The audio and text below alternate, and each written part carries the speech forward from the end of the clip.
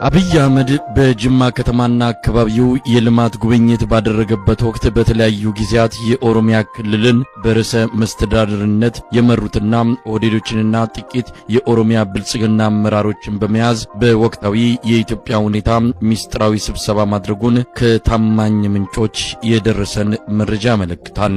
በስብሰባው ላይ የተገኙት አቶ ኩማ ደመቅሳ የቀድሞ የኦሮሚያ ክልል ርዕሰ መስተዳድር፣ አቶ ጁነዲን ሳዶ የቀድሞ የኦሮሚያ ክልል ርዕሰ መስተዳድር፣ አቶ አባዱላ ገመዳ የቀድሞ የኦሮሚያ ክልል ርዕሰ መስተዳድር፣ አቶ ሙክታር ከድር የቀድሞ የኦሮሚያ ክልል ርዕሰ መስተዳድርና አሁን ላይ በደቡብ አፍሪካ የኢትዮጵያ አምባሳደር አቶ ሽመልስ አብዲሳ የአሁኑ የኦሮሚያ ክልል ርዕሰ መስተዳድር፣ ወይዘሮ አዳነች አቤቤ የአዲስ አበባ ከተማ አስተዳደር ከንቲባ፣ ወይዘሮ አልቱ ሳኒ የከተማና መሰረተ ልማት ሚኒስትር፣ ዶክተር ሙላቱ ተሾመ የቀድሞ የኢትዮጵያ ፕሬዝዳንት፣ አምባሳደር ግርማ ብሩ የብሔራዊ ባንክ የቦርድ ሰብሳቢና የጠቅላይ ሚኒስትሩ የኢኮኖሚ አማካሪ፣ ፊልድ ማርሻል ብርሃኑ ጁላ የጦር ኃይሎች ኤታ ማዦር ሹም፣ ዶክተር ወርቅነህ ገበየሁ የምስራቅ አፍሪካ በይነ መንግስታት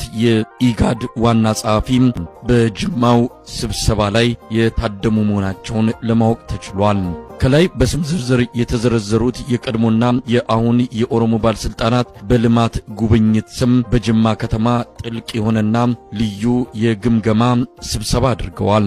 የስብሰባው አንኳር አጀንዳዎች ሁለት እንደነበሩ ነው ለማወቅ የተቻለው። አንደኛው ባለፉት 6 ዓመታት የተሰሩ ስኬታማ ስራዎች ምንድናቸው የሚለው ሲሆን፣ በሁለተኛ ደረጃ በቀጣይ መደረግ ስለሚገባቸው ስራዎችና ከአመራሩ ምን ይጠበቃል በሚለው ጉዳይ ላይ እንደተወያዩ ነው በደረሰን መረጃ ላይ የተመለከተው።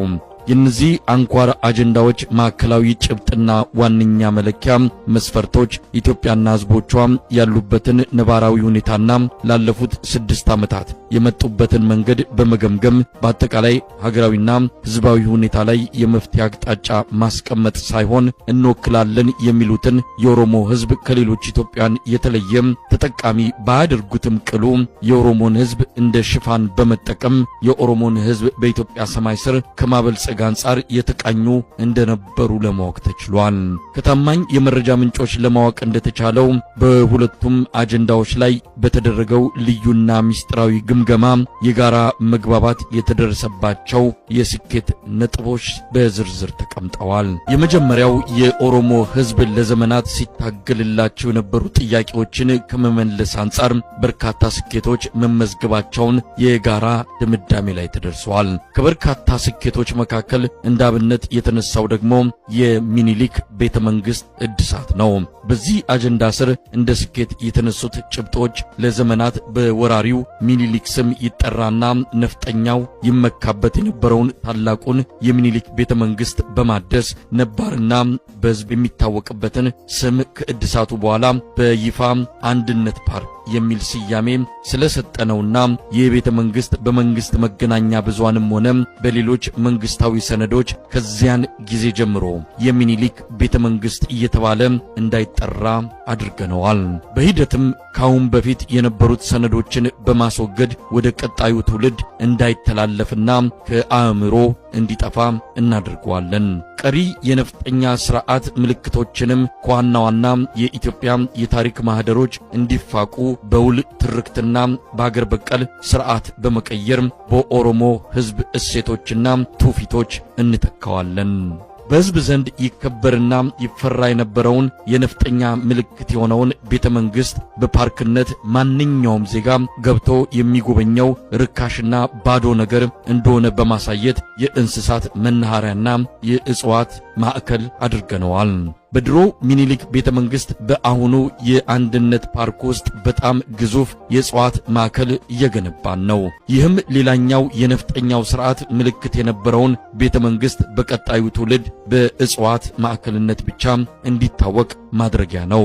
በሚኒሊክ አደባባይ ዙሪያ የነበሩትን የሚኒሊክ ሐውልት ዘበኞችንና ነፍጠኞችን በኮሪደር ልማቱ አማካይነት ጠራርገን አንስተናቸዋል። ከዚህ በኋላ የሚኒሊክ ሐውልት ከአድዋ መታሰቢያ ሙዚየም ተለይቶ መታወስ ስለማይኖርበት በተመቸን ጊዜ ያለምንም ጫጫታ ሐውልቱን አንስተን በአድዋ መታሰቢያ ሙዚየም ውስጥ እናስቀምጠዋለን። በሂደትም የሕዝቡን ስሜት በማጤን ከእይታ እናጠፋዋለን።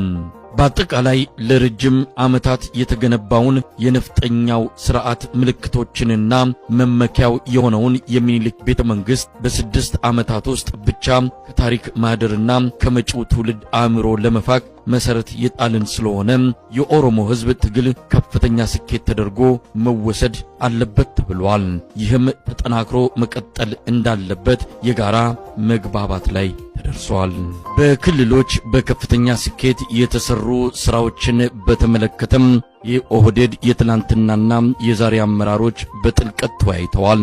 የትግራይ ክልልንና የህወሓትን ጉዳይ አንስተው የህወሓትን እብሪት በመረጡት መንገድ በፈጸምነው ብስለት የተሞላበት የጦርነት አመራር ማስተንፈስ በመቻሉ እያንዳንዱ እንቅስቃሴያቸው በእኛ በጎ ፍቃድ ብቻ እንዲሆን አድርገናል። ከፕሪቶሪያ ስምምነት በኋላ በሰራነው የተጠና የፖለቲካ ሥራ ህወሓት እርስ በርሱ እንዲባላ አድርገነዋል። በአጠቃላይ ለ27 ዓመታት የኢትዮጵያ የፖለቲካ የስበት ማዕከል የነበረው የትግራይ ክልልና ህዝብ ለመንግስታችን ስጋት በማይሆንበት ደረጃ አውርደነዋል። ይህም በየትኛውም የመስዋዕትነት መለኪያ ሊመዘን የማይችል የኦሮሞ ህዝብ የትግል ስኬት ተደርጎ የሚወሰድ ይሆናል። የአማራ ክልልን በተመለከተ በለውጡ ከፍተኛ የውስጥ ፓርቲ ትግል ያደረጉትንና በለውጡ ሂደት ሚና አለን የሚሉትን እንዲሁም በክልሉ መዋቅር ውስጥ ከፍተኛ ድጋፍና ተሰሚነት የነበራቸውን አመራሮች ህብረ ብሔራዊነትን የማይቀበሉ በሚል አራግፈናቸዋል። በየደረጃው ያሉና የአማራ ህዝብ ጥያቄዎችንና በደሎችን አጀንዳ የሚያደርጉ ቀሪ አመራሮችን ደግሞ የነጠላ ትርክ